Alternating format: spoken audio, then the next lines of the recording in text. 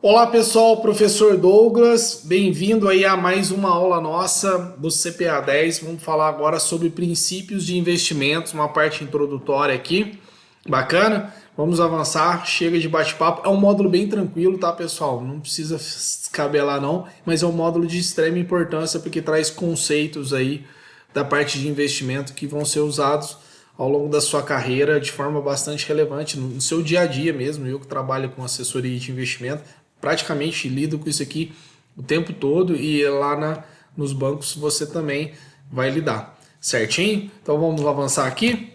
Vamos lá. Ó, o que vai cair nesse módulo, tá? Desse módulo sobre princípios de investimento, é o módulo 4 do CPA 10. Ele vai falar basicamente sobre os principais fatores de análise de investimento.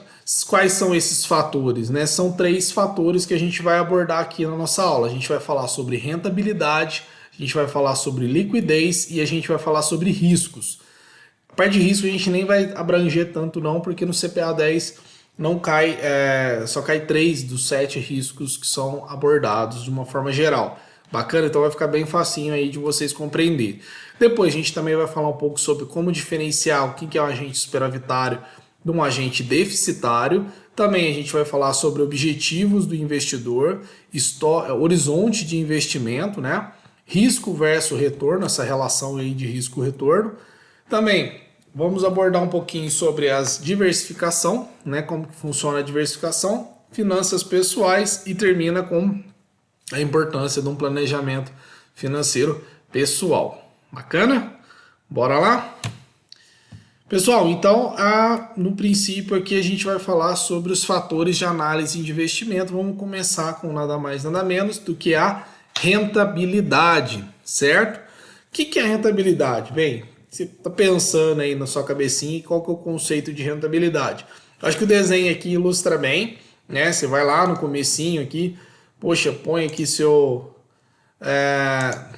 dinheirinho, né? Aqui no começo e passado os anos, consequentemente, você vai ter um valor bem maior a pegar lá na frente. Mas quanto tempo precisa para isso, né? Depende, vai depender do valor de aporte inicial, capacidade de contribuição mensal, vai depender de N fatores, né? Qual que é a rentabilidade obtida no investimento?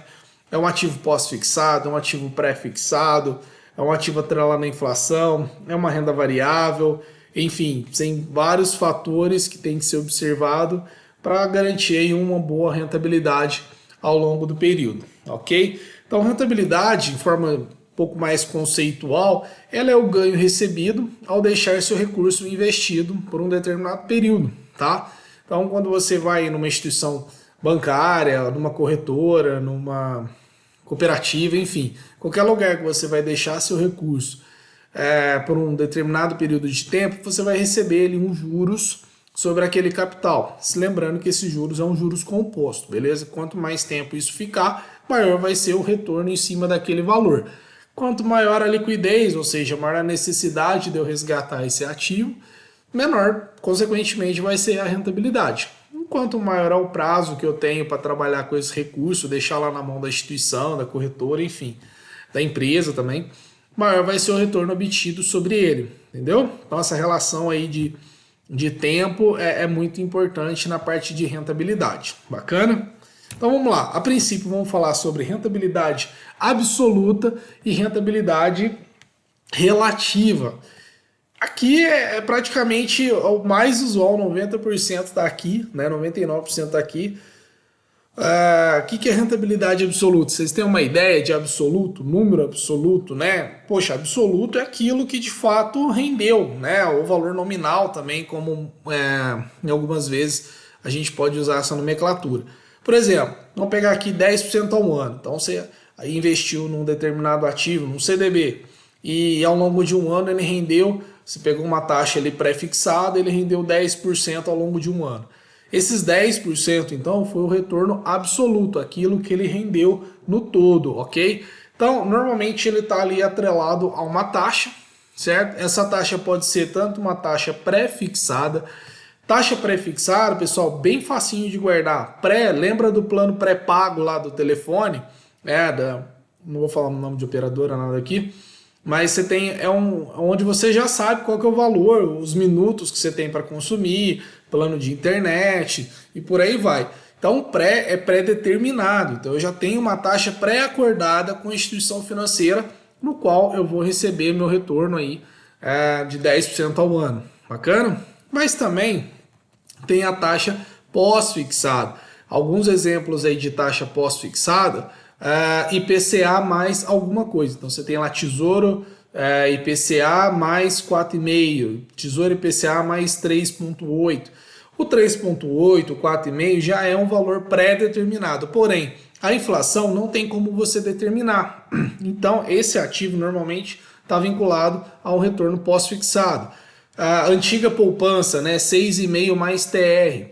6,5 você até sabe que já está ali acordado na poupança, mas a TR ninguém tinha como saber, era um ativo pós-fixado, então ela acaba se incluindo aí, sendo classificada como pós-fixado. Outro, mais fácil ainda, um ativo, um CDB que rende lá 99% do CDI, 100% do CDI, 120% do CDI, enfim.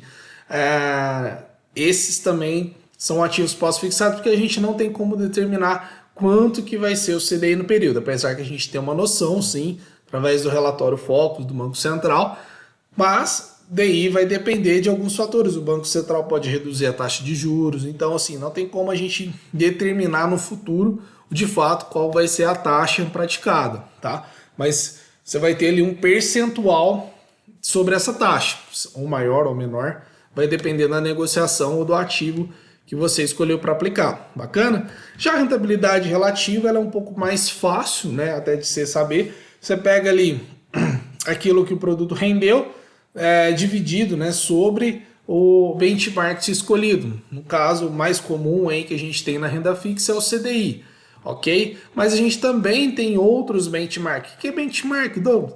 Poxa, benchmark é um índice de referência a ser utilizado para comparar um ativo com outro. Uma coisa é você ter, por exemplo, meu fundo rendeu 10% ao ano. Poxa, isso é muito ou isso é pouco? Como que você vai saber? Quando você compara isso com alguma coisa. O meu fundo rendeu 10% ao ano, quanto a Selic, né, o CDI rendeu 6,5%. Então pera lá. Então eu tive um retorno de X% sobre o CDI. Agora pensa só, o meu fundo deu 10% ao ano, bacana, mas o Ibovespa rendeu 20% ao ano.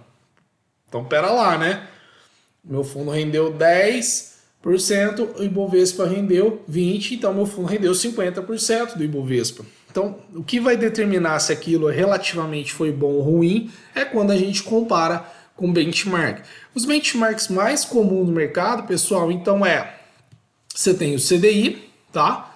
Você tem o Ibovespa, IMAB, que é uma média aí dos índices de NTNB do Tesouro Direto, média de 5 anos, e etc. Vai ter, entre outros, aí, FIIs, índice de hedge fund, que é o IHFA, que é mais voltado para fundos multimercados. Mas o mais comum, pessoal, para ficar bem tranquilo aí para vocês, é o CDI, Ibovespa. Quanto muito você vai ver um fundo aí de inflação, que é o IMAB. Bacana? Vamos lá, dando sequência aí. Rentabilidade agora, a gente tem que ver que a rentabilidade tem dois tempos. Rentabilidade observada e a rentabilidade esperada. Como que a gente separa isso? Poxa, Douglas, o que é rentabilidade observada? Aquela rentabilidade que eu observo. De fato, quando você observa algo que está ali, visível, né? Algo que já de fato aconteceu, por exemplo, ou é algo mais tangível, né?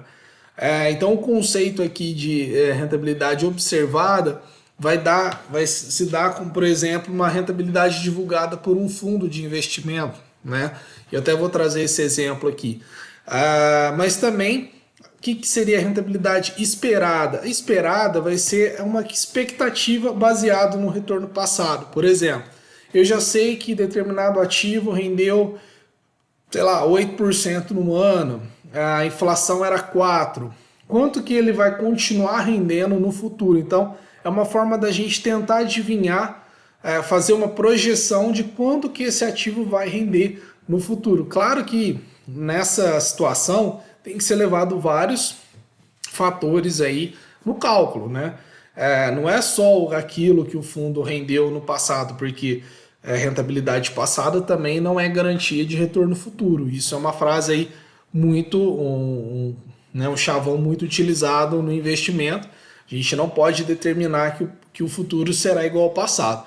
Porém, com base nos dados históricos, tem uma possibilidade da gente fazer umas projeções. Então você faz uma projeção tanto otimista, uma neutra e uma mais pessimista, né? Olha, se a inflação der tanto, o retorno pode ser esse em percentual, sempre, né, valores aproximados, é uma estimativa, nunca firmar certamente quanto que vai render isso no futuro.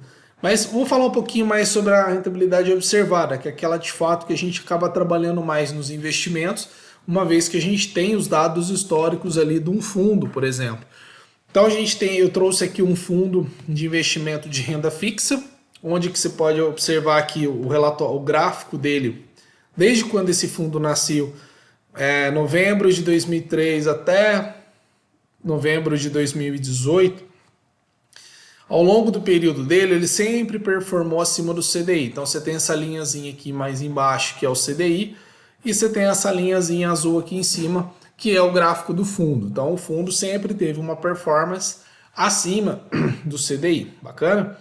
Aqui o fundo sempre é obrigado, né, o gestor, a administradora do fundo, divulgar a rentabilidade que ele teve, ou seja, as rentabilidades passadas. Então em janeiro, por exemplo, ele rendeu 0,63, relativo a 115,64% do CDI naquele mês de janeiro. Em fevereiro, poxa, em fevereiro ele rendeu 0,58, relativo a 117,89 do CDI. E por aí vai. Nota-se então que o fundo traz sempre todos os dados mês a mês de quanto ele rendeu. Então essa rentabilidade, pessoal, é a rentabilidade que foi observada ao longo do tempo aí da vivência do fundo. Bacana? Para resumir, para ficar bem simples, rentabilidade observada então é aquela relativa ao passado e rentabilidade esperada é aquela projeção relativa aí ao futuro. Tá aqui, ó. Ó, opa. Aqui, no futuro. Beleza? Aqui, a câmera fica invertida aqui, não dá para seguir certinho onde que tá. Mas vamos lá. Agora a gente vai falar também sobre rentabilidade bruta, ó, versus rentabilidade líquida. Não é bruta do brutos não, e também não é que a rentabilidade é uma água, depende. Tem alguns ativos que sim. Mas no geral, qual que é a diferença então de bruto para líquida? Bruto forte, né? Aquele negócio mais completo ali, robusto. Já líquida já extraiu alguma coisa, né? Vamos supor, você pega a fruta, né? A fruta é algo bruto. Depois que você espreme e faz um suco, você extrai ali a rentabilidade líquida da fruta, que seria o caldinho, o suco, é de fato aquilo que você vai usar para consumo. Quase o mesmo conceito serve aqui para os investimentos. Vamos pegar o mesmo exemplo aqui da rentabilidade de 10% ao ano, certo? Esses 10% daqueles 100 mil que foi aplicado lá no começo, no período de um ano, rendeu 10 mil reais, 10% ao ano. Bacana. Essa rentabilidade é bruta, por quê? Não foi descontado dela o imposto ainda está embutido ali na operação. Agora, você tem aqui um exemplo, né? Pegando aquele mesmo fundo que eu trouxe ali no slide anterior, você tem lá janeiro 0,63, fevereiro 0,58, março 0,55, abril 0,59. Então, essa informação aqui que é passada numa lâmina de fundo de investimento é uma rentabilidade bruta. Ela ainda não foi descontada do imposto. Todo investimento sempre vai ser divulgado rentabilidade bruta. A não ser que o produto, né, o ativo financeiro, seja um ativo isento de imposto de renda. Poxa, aí é óbvio que ele vai ser uma rentabilidade líquida. Porém, ativos que possuem imposto de renda, então no caso aqui está tendo uma rentabilidade bruta. Bacana? E a rentabilidade líquida? Vamos lá. Pega aqueles 10 mil reais que rendeu ao longo do ano, desconta o imposto dele, no caso aqui 17,5%. Quanto que sobra? Poxa, sobra 8.250. Relativamente 8,25% aí foi o retorno líquido desse ativo, né? o quanto de fato rendeu líquido, já descontado aí a mordida do leão. Bacana? Tá. Sem dúvidas aqui, né, pessoal? Bem tranquilo aí nessa parte. Fechado? Qualquer dúvida, revisa o vídeo, não tem problema algum. Beleza? Olha lá, não líquida sem imposto aqui, ó. Fechado? Aqui em cima. Bem, é isso. Essa parte da rentabilidade é bem simples, bem tranquila. Eu acho que eu não vejo nenhuma dificuldade aí para vocês. Dá umas reforçadas aí na parte das questões, mas dá para tirar de letra, né? Guarda esses conceitos e outros são conceitos que vocês vão usar ao longo da sua carreira financeira, né? Muito. Que é rentabilidade bruta, líquida, a relativa, né? Tudo você vai relativizar ali com benchmark. Então, de extrema importância. Bacana? Guardo vocês aí na próxima etapa. Abração!